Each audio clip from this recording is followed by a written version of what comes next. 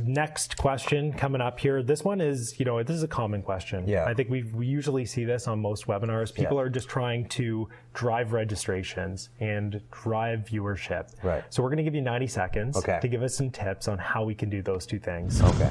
Well, beyond having that content piece, which I guess is the point that just gets people into it, is you want to try and give them something. They want to walk away with something. So the learnings is the first part from an educational webinar. But if there's any way that what you're delivering can be accredited by any professional body out there, then you've got a baked-in audience. Right. We have certain subsections of our customer base in legal and financial services who base entire webinar programs around delivering continuing education and getting their content accredited.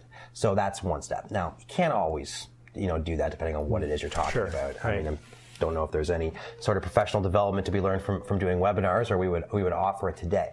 But the other thing is giving them something that they can walk away with. The promise that they're going to learn today how to run webinars, and then giving them a tool like we put in the resource section from our webinar survival guide, tools that you guys developed for us, but give them a tool to help them go out and do this themselves. Right. So those takeaways plus the education piece are a good combination to get people to come to your webinar. And I mean, just to touch on that, bridging that. I beat the clock.